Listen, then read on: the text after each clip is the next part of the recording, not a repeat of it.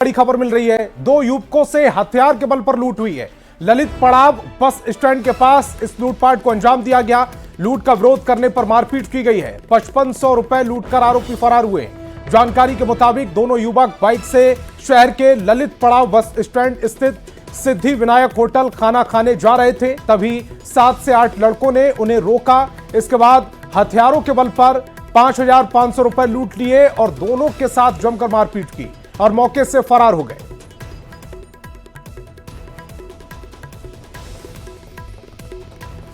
और धनबाद से बड़ी खबर मिल रही है। आउटसोर्सिंग कंपनी में लूट की घटना को अंजाम दिया गया। बदमाशों ने कर्मियों को बंधक बनाया और लूटपाट की है। गाड़ियों से डीजल बैटरी की लूट की गई। गाड़ियों में तोड़फोड़ भी की गई है। मैनेजर के पहुंचने पर अपराधी भागे। शिकायत के बाद जांच में पुलिस जुटी हुई है। कंपनी के मैनेजर ने कहा है कि अपराधी कर्मियों को बंधक बनाकर लूट को अंजाम दे रहे थे।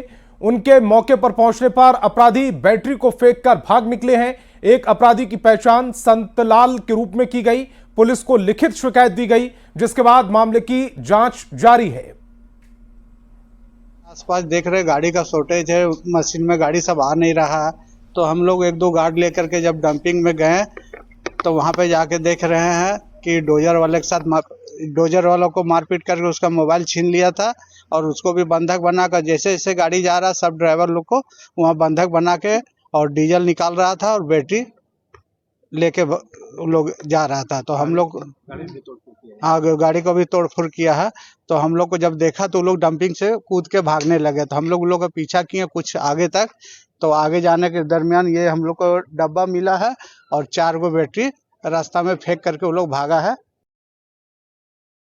विभाग के बड़का गांव के पगार ओपी क्षेत्र पर पुलिस प्रताड़ना का मामला सामने आया। इसे लेकर नाराज सांसद मनीष जायसवाल ने डीआईजी आवास पहुंचकर थाना प्रभारी के खिलाफ आवेदन दिया। सांसद ने इसे अमानवीय करार देते हुए मामले पर संज्ञान ले और दोषी पाए जाने पर कड़ी कार्रवाई की बात कही है। पूरा मामला पगार ओपी का है, जिसके प्रभारी विक्की ठाकुर पर गंभीर आरोप लगे हैं। उसने झूठा आरोप लगाकर प्रतियोगी परीक्षा की तैयारी करने वाले छात्र को गिरफ्तार कर जेल भेज दिया, क्योंकि उसने कोयला खनन कंपनी के खिलाफ आवेदन दिया था।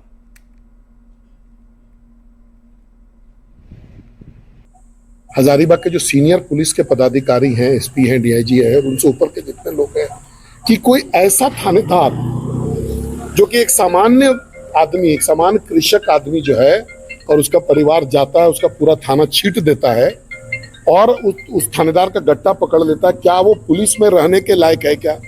सबसे बड़ा प्रश्न ये। और उसके बाद वो चला भी जाता है। अगर उसको वहीं गिरफ्तार कर लिया जाता तभी बात होती कि भाई हमारे थाना में कोई आया मारपीट। आज हमारे घर पर भी आएगा कोई मारपीट अगर करने के लिए आएगा तो हम लोग उसको पकड़ेंगे। लेकिन आप सोच सकते हैं कि थाना में कोई आदमी, थानेदार का आरोप है कि हमारा पूरा जो है थाना को छीट दिया गया, सभी महत्वपूर्ण दस्तावेज छीट दिए गए, थानेदार का गट्टा पकड़ लिया गया और उसके बाद वो आदमी चला जाता है। ऐसा संभव अगर है तो क्या ऐसे पुलिस पदाधिकारी को नौकरी में रहने का कोई मतलब बनता है क्या? इसी में मेरा बेटा जो पढ़ा लिखा था वो बोला कि आप जो है कानून का उल्लंघन कर रहे हैं। जो कानून है, आप प्रभारी हैं तो आपको इस नियत से काम करना चाहिए कि जो पीड़ित है वो आपके यहाँ आता है तो उसके बातों पर सुनिए, उसका जांच करिए और गलत सही जांचने का आपका अधिकार है। तो इसी में वो आग बबूला हो गए और उसमें जो है से हम लोग को बोले कि हम झूठा मुकदमा में तुमको फंसा देंगे, तुमको जेल दे देंगे, तुम्हारा कैरियर बर्बाद कर देंगे, तुम अपने आप को यूपीएससी के कैंडिडेट समझते हो। इस तरह का बात बोल के भड़क गए। फिर वहाँ से हम लोगों ने चल दिया और जब हम लोग घर पर आए तो हम लोग शादी समारोह में चले गए। मेरा मंझला बेटा जो है से दयानंद वो घर पर था। 8 बजे रात भारी संख्या में पुलिस बल के संग आए और ये लोग ले गए। गढ़वा से बड़ी खबर मिल रही है। होटल व्यवसायी के घर अपराधियों ने हल्ला बोला है। अज्ञात अपराधियों ने गोलीबारी की। अपराधियों ने ताबड़तोड़ 4 राउंड फायरिंग की है। गोलीबारी का अपराधी फरार हो गए। गोलीबारी करने के बाद इलाके में दहशत का माहौल है। मामला दर्ज कर जांच में पुलिस जुटी हुई है। पूरी घटना सीसीटीवी में कैद हो गई है। तस्वीर भी इस समय आपकी टेलीविजन स्क्रीन पर है। गढ़वा से तस्वीर आपकी टेलीविजन स्क्रीन पर। होटल व्यवसायी के घर पर अपराधियों ने हमला बोला। अज्ञात अपराधियों ने गोलीबारी की है। अपराधियों ने 4 राउंड फायरिंग की। गोलीबारी कर अपराधी फरार हो गए। तस्वीर भी इस समय देख पा रहे होंगे।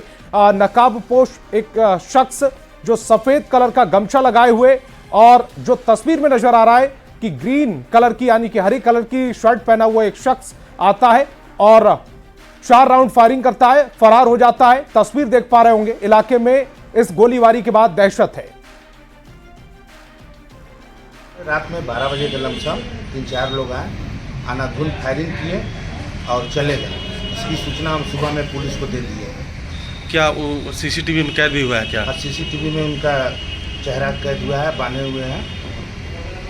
अब क्या करते क्या है? मेरा रेस्टोरेंट है, होटल है। और इस वक्त की बहुत बड़ी खबर मिल रही है। रांची के कटरू स्थित एफसीआई गोदाम का जायजा लेने पहुंचे इरफान अंसारी। विभागीय अधिकारियों को फटकार लगाई। इरफान अंसारी ने कहा कि चावल में कई तरह की गड़बड़ी देखने को मिली है, जिसे सुधारने के निर्देश भी दिए गए। इसके साथ ही एफसीआई गोदाम के भवन की मरम्मत को लेकर भी निर्देश दिए गए हैं। कि अभी हम लोग पहले धान प्राप्ति कर रहे थे, रेट बढ़ा दिए, धान खरीद रहे थे हम लोग, और उसके बाद धान को हम लोग देते हैं मिलर में। मिलर से चावल बनता है और चावल बन के हमारे गोदाम में आता है, गोदाम से लोगों के भी जाता है। तो चावल में कुछ है गड़बड़ियाँ पाई गई है। मैंने बोला है अभी डीएसओ को कि थोड़ा सा देखो कौन मिलर है, कहीं मिलर तो गड़बड़ी नहीं कर रहा है, कितने मिलर हैं इसकी जाँच करो और ये बताओ कि अब गड़बड़ नहीं चलन दूंगा। एक्ट में प्रावधान है कि अगर वो चावल सही नहीं है तो लैब टेस्ट में जाता है, उसको चेंज कर दिया जाता है। तो कुछ खराबी मिली है चावल में? नहीं, ऐसी कोई खराबी नहीं मिली है। फिर भी हम एफसीआई के टीम को बुलाएंगे, मंत्री जी का जो अंदेशा है उनको बताएंगे और वे है कि वो लोग चेंज कर देंगे। अब बड़ी खबर रामगढ़ से मिल रही है, जहां एक कार में तहखाना बनाकर शराब की तस्करी का पुलिस ने खुलासा किया। तस्कर रात में शराब की खेप लेकर बिहार जा रहे थे। जांच के दौरान पुलिस ने इसे पकड़ा है। कार में तहखाना बनाकर उसमें 680 बोतल शराब रखी गई थी। पुलिस ने ड्राइवर को गिरफ्तार कर लिया और उससे पूछताछ कर रही है। बरामद शराब की कीमत 2.5 से 3 लाख रुपए के करीब बताई जा रही है। अलग से चेम्बर टाइप का बनाया गया था और जिसमें कि उसमें देखा गया तो शराब के बोतल उसमें रखे हुए हैं ब्लैक कलर का 8 PM प्रीमियम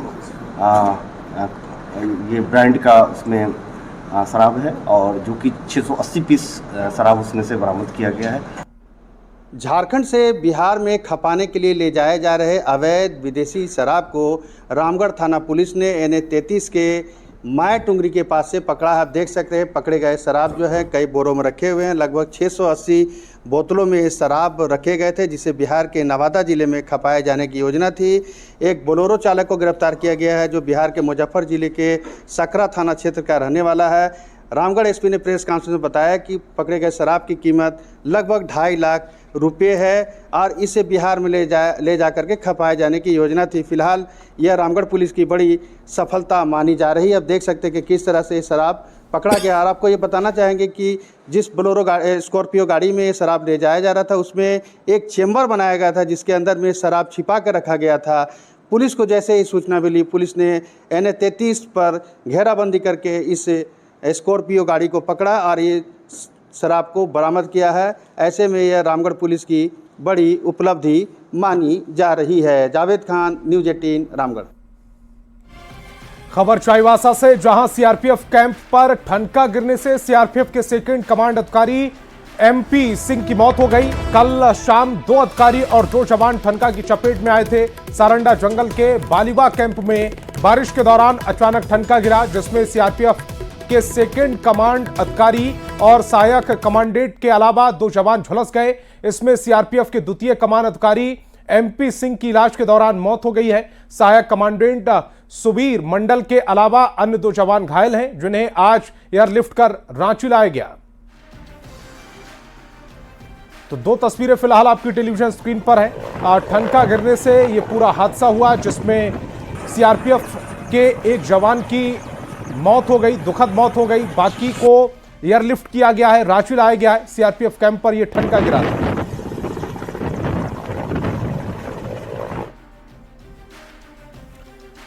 झारखंड में अब निजी कंपनियां शराब की खुदरा बिक्री करेंगी। हेमंत सोरेन कैबिनेट ने नई आबकारी नीति को मंजूरी दे दी है, जिसके तहत शराब की बिक्री को लेकर कई बड़े फैसले लिए गए।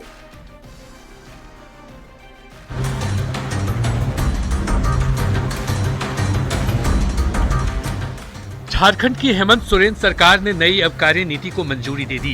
कैबिनेट की मंजूरी मिलने के बाद झारखंड में शराब की बिक्री को लेकर कुछ बड़े बदलाव हुए हैं। खुदरा बिक्री का प्रबंधन निजी कंपनियां करेगी। थोक बिक्री का अधिकार JSBCL के पास होगा। JSBCL में कर्मचारियों के कमी के कारण फैसला। शराब की 1453 दुकानें निजी कंपनियों को आवंटित होंगी। एक व्यक्ति एक जिले में अधिकतम 12 दुकानें खोल सकता है। एक व्यक्ति राज्य में अधिकतम 36 दुकानें खोल सकता है। दुकानों का आवंटन लॉटरी सिस्टम के माध्यम से होगा। प्रस्ताव संख्या 16 उत्पाद एवं मद्य निषेध विभाग से झारखंड उत्पाद मदिरा की खुदरा बिक्री हेतु दुकानों की बंदोबस्ती एवं संचालन नियमावली 2025 के गठन के संबंध में। शराब की खुदरा बिक्री निजी हाथों में सौंपने के बाद शराब की कीमतों में भी इजाफा हो सकता है। झारखंड में बिकने वाली शराब की 500 ब्रांड में से 300 की कीमतें 5 से 10 रुपए बढ़ सकती है। होलसेल रहेगा, JSBCL के पास एक्सक्लूसिव राइट रहेगा, बट प्राइवेट प्लेयर्स रहेंगे रिटेल में। ये हमारा सबसे बेसिक डिफरेंस है। 1453 दुकान अभी आइडेंटिफाइड है जिस पे हम लोग कार्रवाई करेंगे और खोलेंगे उसमें। झारखंड में शराब की बिक्री हमेशा चर्चा में रहता है। इस बार आबकारी नीति में बदलाव कर सरकार ने बड़ा फैसला लिया है। रांची से न्यूज 18 संवाददाता संजय सिन्हा की रिपोर्ट।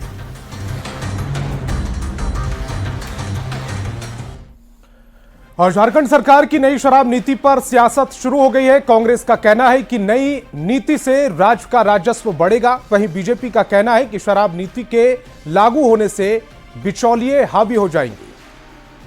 इसके उपरांत अब फिर निजी हाथों में हम शराब दुकानों को देने की यह योजना जो है पारित हुई है, क्योंकि केंद्र का लगातार बेईमानी इस राज्य के साथ चलते रहा है। हमारा 1,36,000 करोड़ पर भी कुंडली मार के बैठी हुई है। अन्य सोर्सेज से भी जो पैसे आने हैं वो सोर्स केंद्र सरकार ने बंद कर दिया है। तो ऐसे में अब राज्य सरकार अपने स्तर से फंड जनरेट करने की दिशा में अमल कर रही है। आपने वो गाना सुना होगा ना, नशा शराब में होता तो नाचती बोतल। यहाँ तो नशा शराब और उत्पाद नीति में इतना है कि पूरी सत्ता उसके आगे नाच रही है। मुख्यमंत्री जी ने शराब नीति में इतनी बार बदलाव किया कि मुझे लगता है कुछ समय बाद उन्हें भी याद नहीं रहेगा कौन सी शराब नीति लागू है। लेकिन आपने तो खुदरा व्यवसायियों की कमर तोड़ दी, और जिस सरकार की नीति और नीयत दोनों में फर्क होना, वहां कुछ भी विश्वास नहीं होता। और चतरा जिले में धान की खरीदी में बड़ा घोटाला हुआ है। कुल 6 पैक्स में 100 करोड़ रुपए का घोटाला हुआ। सभी पैक्स अध्यक्ष पर FIR दर्ज हुई है। खाद्य आपूर्ति विभाग पैसे की रिकवरी की तैयारी कर रही है। प्रतापपुर प्रखंड में धान खरीदी में गड़बड़ी की शिकायत आई। जांच में 6 पैक्स में गड़बड़ी की शिकायत साबित हुई है। जांच कराए गए 6 पैक्स जिसमें धान कम पाया गया गोडाउन पे, लगभग 40,000 क्विंटल, जिसका राशि लगभग 10 करोड़ आसपास होता है। तो अब हम लोग के लिए चैलेंज ये है कि इसको रिकवरी करवाना, और इसी के सिलसिले में उपायुक्त के निर्देशानुसार प्राथमिकी दर्ज की गई है। रांची में राज्य खाद्य निगम के मजदूर 10 दिन से हड़ताल पर हैं, जिसके कारण PDS दुकानों में अनाज की आपूर्ति ठप हो गई। गोदाम के 250 मजदूर ठेकेदार और SFC के अधिकारी की मनमानी के खिलाफ हड़ताल पर हैं। मजदूरों का आरोप है कि मेहनत करने के बाद भी उन्हें मजदूरी नहीं मिल रही। चलाते हैं यहाँ 21,530 रुपया बाकी था। हम बोले मुकेश बाबू बेटी की शादी है, 20,000 कम से कम हमको दे दीजिए। अच्छा ठीक है दे देंगे। बाकी जब मांगने गए तो बोले हमारे लगे पैसा नहीं है, जाके अपने मालिक से मांगो। मालिक कहता है ठेकेदार नहीं देगा तो हम कहाँ से देंगे। आप क्या काम करते हैं? गाड़ी चलाते हैं। अब यहाँ ऑफिस का कमी से होता है कि क्या घुसखोरी से कमी से होता है, ब्लैक लिस्ट उसमें मारा जाता है लेबर। 5 महीना के बाद जब ब्लैक लिस्ट होता है तो पैसा डूब जाता है। उसके बाद ठेकेदार भाग गया, पैसा लेकर के लेबर फंस गया। दूसरा ठेकेदार आया तो पैसा मांगने के बाद कहता है उसका देनदार हम लोग नहीं है, काम जबरदस्ती करो, और नहीं करेगा तो तू लोग जाओ गोदाम से बाहर। हम लोग का जो मांग है, जो पुराना बकाया है वापस किया जाए, फिर जो नया कॉन्ट्रैक्टर आए हैं हम लोग को रेट तय हो। कितना मजदूरी मिलता है आपको? अभी तो हमको 12.75 मिल रहा था। हाँ, पूर्व में मिल रहा था 13 रुपया गाड़ी का, तो ये लोग घटा के 10 रुपया कर दिया। लगातार 2021 से ये समस्या उत्पन्न हुई है। यहाँ पर ठेकेदार बहुत जल्दी यहाँ चेंज कर दिए जाते हैं, आधे काम के बाद वो ब्लैकलिस्टेड कर दिए जाते हैं, और श्रमिक जो यहाँ काम करते हैं, जो डोर टू डोर डिलीवरी की रीढ़ है, बैकबोन है, उनका पैसा लेकर ये जो ब्लैकलिस्टेड ठेकेदार यहाँ से भगाए जाते हैं वो इनका पैसा लेकर चले जाते हैं। दूसरा ठेकेदार आता है वो इनका पैसा लेकर चला जाता है। हमारा झारखंड जनशक्ति मजदूर यूनियन इनके साथ लगातार 10 दिन से आंदोलनरत है, क्योंकि हम लोगों की इकाई है ये। रांची में आजसू ऑफिस में पार्टी अध्यक्ष सुदेश महतो के नेतृत्व में युवाओं की टोली ने आजसू का दामन थामा। श्यामा प्रसाद मुखर्जी विश्वविद्यालय के विद्यार्थियों के साथ साथ रांची रिम्स के कुछ डॉक्टर भी पार्टी में शामिल हुए। सभी युवाओं का आजसू के केंद्रीय अध्यक्ष सुदेश महतो के प्रतीक चिन्ह देकर पार्टी में स्वागत किया। सुदेश महतो ने झारखंड सरकार की शराब नीति पर सवाल खड़े किए। उन्होंने कहा कि शिबू सोरेन की सोच के विपरीत जेएमएम राज्य में काम कर रही है। की पार्टी है जो इस राज्य में नेतृत्व कर रही है।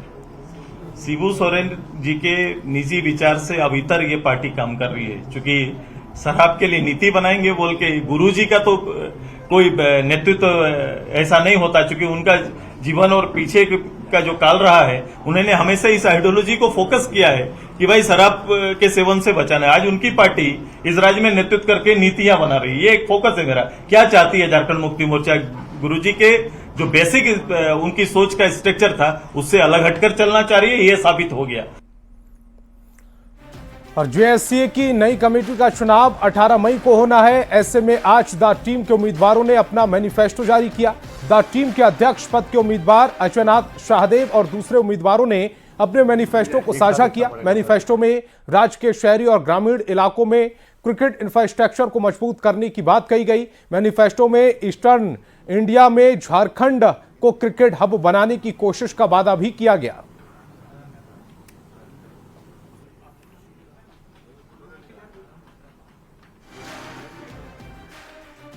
क्रिकेटर्स हैं उन सबका पार्टिसिपेशन सुनिश्चित करेंगे, whether it is match organising, selection of players या इंफ्रास्ट्रक्चर डेवलपमेंट पूरे स्टेट में। देन सेकेंड मैनिफेस्टो हमारा ये है कि हम लोग जो भी सिलेक्शन ऑफ प्लेयर्स होगा, क्रिकेट प्लेयर्स, उसमें बिल्कुल ट्रांसपेरेंसी बरती जाएगी। खेल नहीं रह गया है, कैरियर भी हो गया है, तो कैरियर कुछ लोगों तक सीमित नहीं रहे, वो कैरियर गांव के बच्चों तक जाए, हमारे झारखंड के बच्चों तक जाए, इसका हमारा बहुत प्रयास होगा। और जेएससीए चुनाव को लेकर पूरी तैयारी स्टेडियम के अंदर कर ली गई है। इस चुनाव को लेकर कल 718 सदस्य वोट डालेंगे। इसे लेकर कुल 7 बूथ बनाए गए हैं। 18 मई रविवार की सुबह 8 बजे से मतदान शुरू होगा और दोपहर 1 बजे तक चलेगा। इसके बाद काउंटिंग की प्रक्रिया शुरू कर दी जाएगी।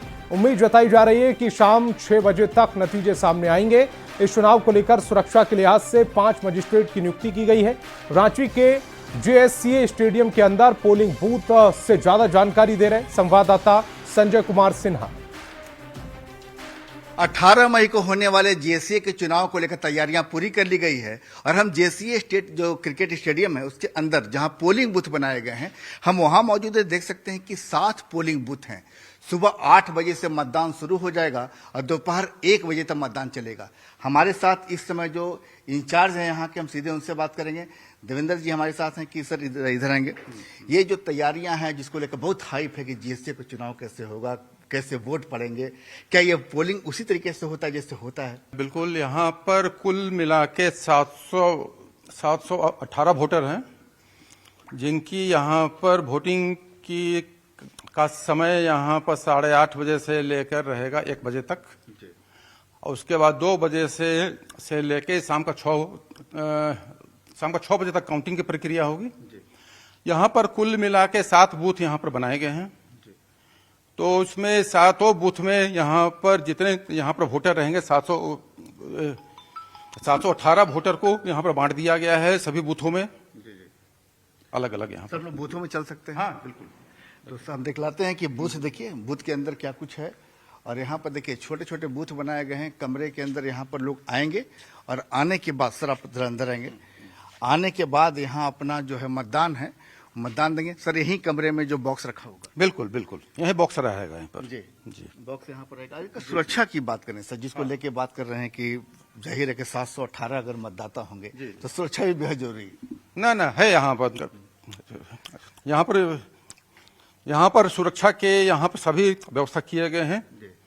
यहाँ पर मजिस्ट्रेट्स भी रहेंगे, पुलिस पर्सनल भी रहेंगे, सारी सुरक्षा व्यवस्था की गई है यहाँ पर। 1 बजे तक मतदान चलेगा और उसके बाद सीधे जो काउंटिंग की प्रक्रिया है वो शुरू हो जाएगी। और अनुमान लगाया जा रहा है कि 3-4 घंटे मतलब तकरीबन शाम के 5 या 6 बजे तक इसके नतीजे भी आ जाएंगे। कैमरा प्रभाग के साथ संजय कुमार सिन्हा, न्यूज 18 रांची। और खबर देवघर से, जहां कुंडा थाना क्षेत्र के आजाद नगर वार्ड नंबर 26 में बिजली की किल्लत से लोग परेशान हैं। 10 दिन से बिजली की आपूर्ति में बाधा पड़ रही है। लोगों ने इसकी शिकायत बिजली ऑफिस में लिखित रूप से कर दी, लेकिन इसके बाद भी कोई सुधार नहीं होता दिख रहा। सुबह 9 बजे से रात 9 बजे तक हर दिन पावर कट रहता है। ऐसे में बच्चों की पढ़ाई प्रभावित होती है और बूढ़े बीमार लोगों की भी परेशानी का सामना करना पड़ता है। बिजली कटौती से पानी की भी किल्लत शुरू हो गई है। बिजली का हम लोग के मोहल्ला आज़ाद नगर में बहुत ज़्यादा समस्या है। अभी बच्चे को पढ़ने में, रात में पढ़ने में कठिनाई हो रही है। उसके बाद पानी भी नहीं है, मोटर नहीं चल रही है। हाँ, 10 दिन से हम लोग सब विभाग को भी बोले हुए हैं। पहले से 1 साल पहले हम लोग SDO साहब को आवेदन भी दिए थे, जिसका कि हम लोग के पास कॉपी है, और उसके बाद भी कहने से अभी कोई सुनवाई नहीं हो रही है। खबर गुमला से, जहां पालकोट प्रखंड के कुलुकेरा पंचायत के ओबीरा नवाटोली गांव में लोग पानी के लिए परेशान। गांव में 2 जल मीनार हैं, लेकिन दोनों खराब हैं। ऐसे में पंचायत में पानी के लिए हाहाकार मचा है। 2024 में जल मीनार बनाई गई थी, लेकिन 2 महीने बाद ही खराब हो गई। अब भीषण गर्मी में लोग पेयजल के लिए सुबह होते ही भटकना शुरू कर देते हैं। मजबूरी में लोग कुएं का दूषित जल पीने को मजबूर हैं, जिससे डायरिया जैसी कई बीमारियां हो सकती हैं। लोगों ने पेयजल संकट के समाधान की गुहार लगाई है। हमारे पानी का समस्या है, हमारे जल मीनार खराब हो जा है। कितना दिन पहले खराब हुई है? 6 महीना चल कर एखन खराब हुई है से 8-9 महीना हो जाते।